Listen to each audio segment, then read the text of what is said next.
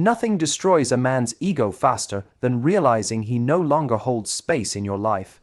Anger, tears, chasing those all feed his ego because they prove he still matters.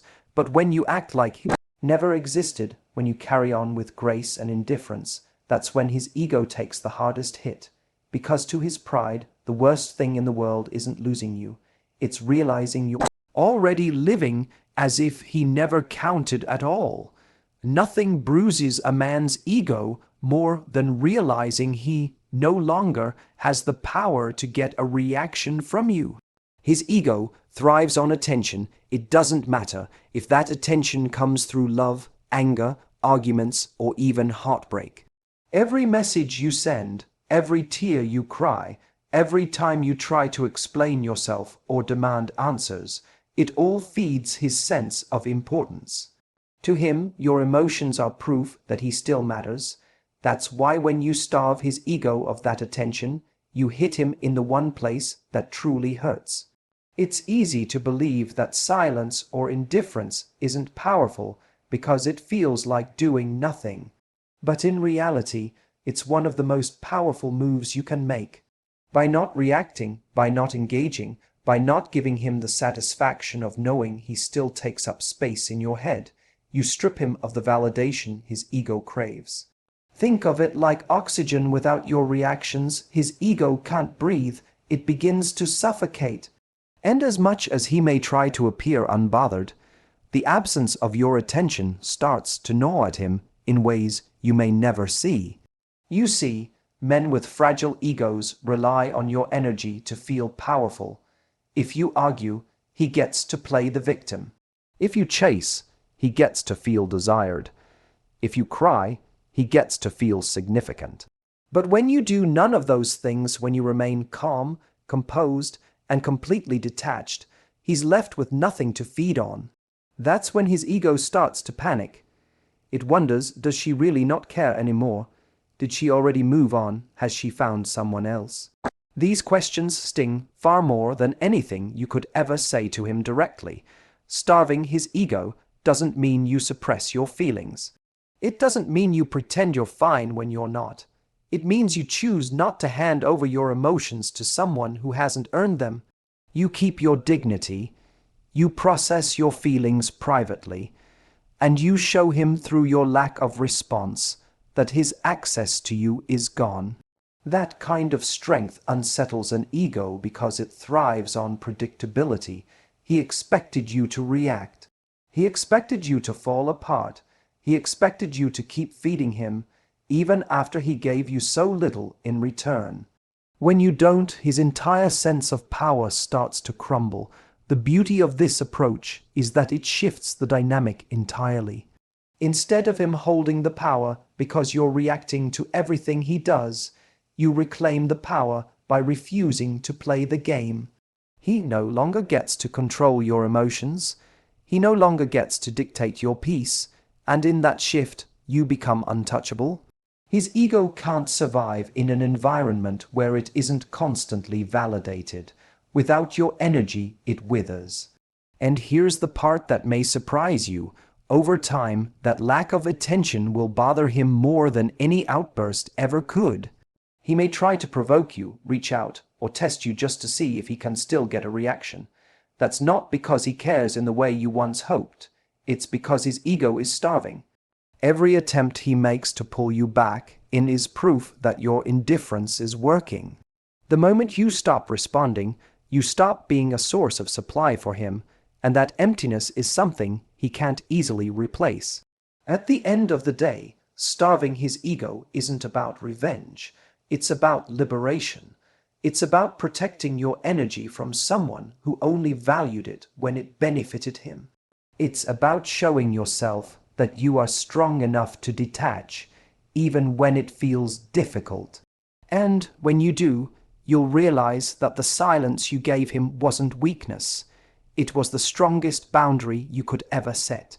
Because his ego can survive many things, but it cannot survive the one thing you've chosen to give it. Absolutely nothing.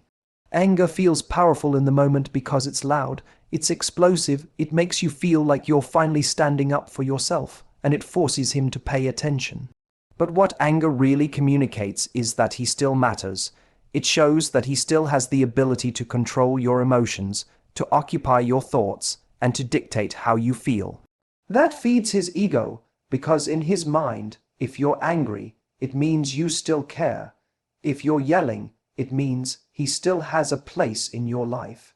And as long as he believes he has that place, his ego feels safe. Indifference, on the other hand, sends a completely different message. Indifference says, you no longer have access to me, you no longer affect my world. It's calm, it's quiet, and it's final. Where anger gives him fire to push against, indifference leaves him with nothing but the reality of his own insignificance. And for a man whose ego thrives on being the center of someone's world, there is no greater blow than realizing he no longer has the ability to stir you. The truth is, indifference takes far more strength than anger. Anger is a reaction. It comes easily when you feel hurt or betrayed. Indifference, though, is a choice. It's the decision to rise above the need to prove a point or demand accountability. It's the discipline to say, I don't need to waste my energy here. That's what makes indifference so unsettling to the ego. It shows that you've reached a level of emotional control he never expected from you. He thought you'd fight, he thought you'd chase, he thought you'd crumble. Instead, you walk away with composure, and that silence cuts deeper than any words ever could. Think about it. When someone screams at you, you can argue back, defend yourself, or dismiss them. But when someone doesn't react at all, you're forced to sit with the weight of your own behavior. That's what indifference does. It holds up a mirror to his actions without giving him an escape route. He can't dismiss it as drama because there is no drama. He can't tell himself you're obsessed because you're clearly not. He can't pretend he still has you because your silence makes it clear he doesn't. That quiet truth is something his ego cannot spin in his favor, and that's what makes it unbearable. Indifference also protects you in a way anger never can. When you're angry, you stay emotionally tied to him. You keep him in your head and your heart, even if you're trying to let him go. But indifference severs that cord. It allows you to redirect your focus entirely onto yourself, instead of wasting nights replaying arguments or thinking of clever comebacks. You start pouring that energy into your own life. You begin to heal faster because you're not constantly scratching the wound open. And the more you invest in your peace, the stronger your indifference becomes, until it's no longer an act, it's your natural state. From his perspective, that shift is devastating. He may test you, poke at you, or try to provoke a reaction just to see if he still has a hold on you. But every time you remain unbothered, his ego takes another hit. Eventually, he realizes that he can no longer reach you in the ways he used to. And while he might not admit it, that realization burns deeper than your anger ever could, because anger means he's still relevant. Indifference proves he's already history, so while anger might feel satisfying in the moment, it's fleeting. Indifference, though it lingers, it creates a permanent shift that his ego cannot recover from. It tells him without a single word that you've already moved on, and that truth is what shatters his pride. In the end, anger shows he mattered too much. Indifference proves he doesn't matter at all, and that's why his ego won't survive it. When you stop centering him in your story and shine that energy on yourself, something incredible happens. You take back the spotlight. For so long, whether you realized it or not, he may have been the main character in the way you lived your life. Your mood shifted based on his texts. Your plans revolved around his availability. Your thoughts circled around what he wanted, how he felt, and whether he was giving you enough. That dynamic put him at the center of your universe, and nothing feeds a man's ego more than feeling like he is the axis around which someone else spins. The moment you redirect that focus, everything changes. When you begin to treat yourself as the main character, His ego feels the loss of that position. Suddenly, he isn't the one driving your emotions or commanding your attention. Suddenly, he's not the one you're chasing, checking on, or trying to please. Instead, you're pouring that time and energy back into yourself. You're focusing on your goals, your friendships, your passions. And the beauty is that the more you do this, the more magnetic you become, not because you're trying to make him jealous, but because you're finally living for you. This shift stings his ego because it shows him he's replaceable. When you stop revolving around him, he loses the illusion that he was special simply because of your devotion. His pride relied on the idea that no matter how he treated you, you'd always make him the priority. But when you stop, when you step into your own light and let yourself shine, it sends a message his ego can't stand. You never needed him to complete you, and your world doesn't collapse without him. That realization shakes the foundation of the control he thought he had.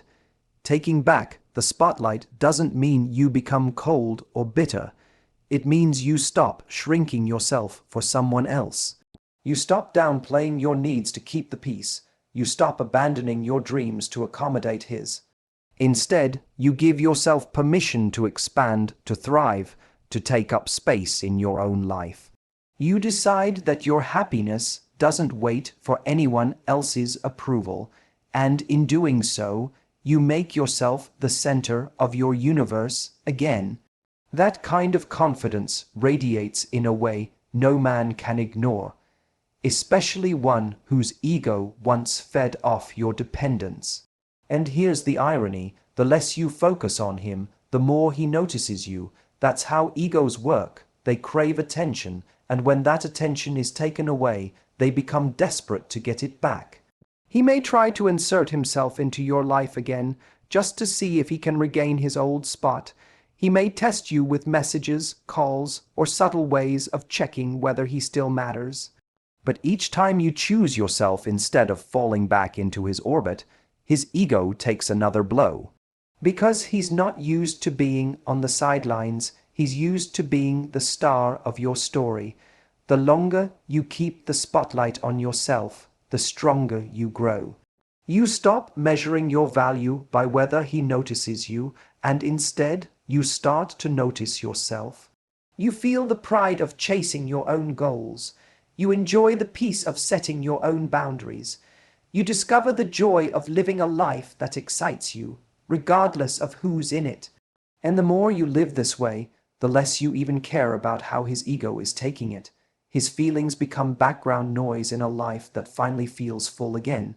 In the end, acting like he never mattered isn't just about cutting him off, it's about reclaiming your story. It's about realizing that the spotlight was always yours, even if you handed it over for a while. When you take it back, you not only crush his ego, but you also remind yourself that you were never meant to play a supporting role in anyone else's life. You are, and always were, the main character, and once you live like it, his ego won't survive the absence of your attention, but you'll thrive in the presence of your own light. There's a unique kind of strength in silence that most people overlook. When someone wrongs us, the natural instinct is to speak out, to explain, to defend, or even to retaliate. Words feel like weapons. We want to use them to make the other person feel what we felt. But here's the paradox. The more you explain, the more you reveal. The more you react, the more you expose just how deeply you were affected. And for a man whose ego thrives on control, even your anger is proof that he still matters. That's why silence is so devastating. It leaves him with nothing to feed on. It starves his ego of the fuel it craves. When you choose silence, you choose dignity. You're not begging for closure. You're not justifying your decisions. And you're not giving him the satisfaction of seeing you wrestle with the pain he caused. Instead, you're saying, without words, I don't owe you an explanation, and you don't have access to my emotions anymore. That kind of restraint requires enormous strength, but it also communicates something far more powerful than any speech ever could: indifference. And indifference cuts sharper than anger because it doesn't allow him the chance to argue, to defend, or to convince himself that you still care. Silence also disrupts the script he expects. Most people in his position anticipate some form of reaction, shouting, accusations, tears, a dramatic exit. They are prepared for that because, in their mind, even negativity is proof of their importance. But when you leave quietly, when you withdraw your presence without a word, you deny him the closure his ego craves. He's left in uncertainty, wondering what you think, how you feel, whether you still care. That uncertainty is torture for an ego-driven man because it doesn't allow him to tie the story up neatly in his favor. He can't dismiss you as crazy or obsessed because your silence contradicts that. He can't pretend you're waiting on him because you've disappeared without a trace. The silence forces him to sit with the discomfort of not knowing, and that's where his ego begins to unravel. Silence doesn't just affect him, though. It transforms you. It shifts your energy away from proving a point and toward preserving your peace. It's a declaration that you no longer need validation from him, that your worth isn't dependent on his acknowledgement. Every time you resist the urge to explain or defend, you're building resilience. You're training yourself to find strength in restraint, to place more value on your inner calm than on his perception of you. Over time, that choice empowers you in a way anger never could, because instead of being reactive, you're in control. Think about the power dynamics at play. In an argument, both people are engaged, feeding off each other's energy. But in silence, only one person is left struggling. He's replaying the situation in his mind, trying to predict your thoughts, craving a reaction that never comes. Meanwhile, you've already moved on to protecting your peace, focusing on your growth, and channeling your energy into things that matter. That imbalance is what crushes his ego. He's left circling the void you created, while you've already stepped into a new chapter. And here's the beauty: silence doesn't mean weakness. It doesn't mean you didn't have something to say or that you weren't strong enough to fight. It means you were wise enough to realize the fight wasn't worth it. It means you saw the value in walking away with dignity intact. It means you understood that silence isn't empty. It's full of meaning, full of finality, full of self-respect. And once you embrace that, you no longer feel the urge to break it. In the end, silence is not just the absence of noise. It's the presence of power. It's the quiet confidence that says, I don't need you to know my side of the story because I know my worth. And that, more than anything you could ever say, is what destroys his ego. Because words keep him relevant, but silence proves he no longer matters at all. The most disarming thing you can do to someone who expected you to crumble without them is to flourish. Not just to survive, but to genuinely thrive in ways that make it undeniable that your life didn't pause when they left. It expanded. For a man whose ego was built on the belief that you needed him, that you depended on his presence to feel complete, nothing feels more crushing than watching you step into a life that's bigger, bolder, and more beautiful than it ever was with him. When you begin to flourish, it's not about showing off or proving a point. It's about redirecting all the love, energy, and effort you once poured into him and channeling it back into yourself. That could mean taking better care of your body, committing to your passions, reconnecting with people who lift you up, or diving into new opportunities that make you come alive. Suddenly, instead of chasing validation from someone who couldn't value you properly, you're giving yourself everything you deserve. And that glow, it's impossible to ignore. The ego he carried thrived on being the source of your happiness. As long as he could convince himself you needed his attention, his approval, or his presence, he felt powerful. But the moment you start living in a way that shows you don't need him at all, his ego takes a hit it can't quite recover from. Because in his story, he imagined himself as irreplaceable. He thought you'd always look back, always miss him, always measure your joy against what you had with him. But flourishing proves the opposite. It shows him that he wasn't the highlight of your story, he was just one chapter. What makes this so powerful is that flourishing doesn't happen out of bitterness but out of freedom. You're no longer weighed down by trying to make a broken relationship work, or by pouring energy into someone who didn't pour it back. You suddenly have space to grow again, and growth is magnetic. People notice, new doors open. You start attracting experiences and people who actually match your energy. And while all of that is a gift for you, for him it becomes a reminder that the best version of you exists outside of him. That realization bruises an ego like nothing else, because it forces him to confront the fact that instead of being the source of your growth, he was actually holding you back. Flourishing also strips away his excuses. If he tries to convince himself that you're miserable without him, your life disproves that narrative. If he wants to believe that he was your best option, your glow makes it clear you were always capable of more. He can't comfort his ego with the idea that you're secretly longing for him when everything about your life shows otherwise. That's why flourishing is the ultimate silent revenge. It doesn't require you to say a word because your life speaks for itself. But here's the deeper truth. Flourishing isn't just about wounding his ego, it's about healing yours. It's about reminding yourself of who you are when you're not shrinking to fit someone else's world. It's about reclaiming the dreams you may have put on hold and proving to yourself that you were always enough, even when he couldn't see it. That kind of growth creates a sense of fulfillment that no relationship can give or take away, and once you've tasted it, you'll never settle for less again. In the end, watching you flourish will do two things to him. On the surface, it will bruise his pride because it contradicts the belief that he was the center of your happiness. But underneath, it will plant a seed of regret that may haunt him for a long time, because deep down he'll know the truth, that he had the chance to be part of your flourishing and he lost it. His ego won't survive that realization, but you will. In fact, you'll do more than survive. You'll rise, and nothing is more powerful than that. The moment you stop playing the game of chasing, waiting, or trying to prove your worth to him, something profound happens. You shift the entire power dynamic.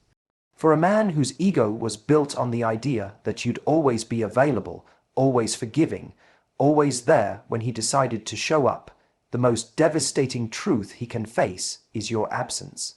Not your angry absence, not your bitter absence, but your calm, settled, graceful absence.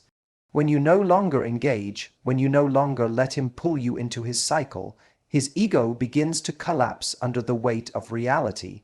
He's lost the access he once took for granted. Men with fragile egos thrive on reassurance. They may not always admit it, but they depend on knowing that, no matter what they do, you'll still be around. Every text you answer quickly, every chance you give after disappointment, every argument you engage in, those all feed the illusion that he still has control. But when you stop participating in that cycle, when you remove yourself from the game entirely, he's forced to see that he's not as important as he believed. That sudden withdrawal of energy, attention, and presence hits harder than anything you could ever say. The beauty of this withdrawal is that it doesn't come from a place of hatred, but from clarity. It's the recognition that you don't win by trying to argue, or outprove someone's worthlessness. You win by simply refusing to give them any more of your precious energy, and that refusal doesn't just free you, it shakes his ego to its core. Because while he may have expected drama, expected another chance, expected the comfort of knowing you'd always be around, what he gets instead is silence and distance. His pride can't reconcile that. He'll replay it in his head, wondering what happened, wondering how you could simply walk away without needing anything from him. That wondering is where regret starts to bloom, and his ego begins to unravel. When you refuse to engage, you also reclaim your self-respect. You prove to yourself that you don't need to fight to be seen, you don't need to plead to be valued, and you don't need to lower your standards to keep someone in your life. That choice builds a new foundation of confidence, one that says, I am enough, with or without you. And as you live from that place, the gap between your life and his ego grows wider. You rise, while he's left circling the empty space you once filled. The hardest part of this shift is the discipline it takes. Walking away with silence isn't easy when emotions are loud. It requires you to resist the urge to explain yourself, to defend your decision, or to get closure from him. But that discipline is what makes it so powerful, because closure doesn't come from him. It comes from you deciding the story is done. And once you close that door yourself, you no longer need his validation, his response, or his recognition. You've already moved beyond it. That autonomy is something his ego cannot tolerate, because it proves you don't need him for peace. And here's what happens next. The less you engage, the more he tries to. He may test the waters, sending messages, trying to provoke a reaction, or showing up in ways he never did before. But every time you stay grounded, every time you choose silence over chaos, his ego gets another reminder of the truth. He's lost the access he once relied on. And the longer you withhold it, the more unbearable that truth becomes for him. In the end, his ego won't survive the shift because it was built on the illusion of power. Once you stop feeding that illusion, it crumbles. But while his pride is breaking down, you're building yourself up. You're discovering the freedom that comes from no longer needing to prove your worth to anyone. You're finding strength in stillness, peace in distance, and confidence in your decision to walk away. That's the paradox. His ego weakens as you grow stronger, and by the time he realizes what he lost, you'll already be living a life so far beyond him that his regret won't even touch you. At the end of the day, the greatest power you hold isn't in proving him wrong, getting him to see your worth, or even making him regret what he lost. It's in no longer caring whether he does. His ego may not survive the silence, the indifference, or the sight of you thriving without him, but that's not the point. The point is that you've reclaimed your story, you've reminded yourself that you are the prize, that you were always whole, and that no man defines your value. When you act like he never mattered, you're not erasing your past, you're refusing to let it control your future. You're saying, I choose me, I choose peace, and I choose a life that excites me. And that choice is what breaks his ego, because he can't stand the thought that he's no longer relevant. But for you, it's not about his pride.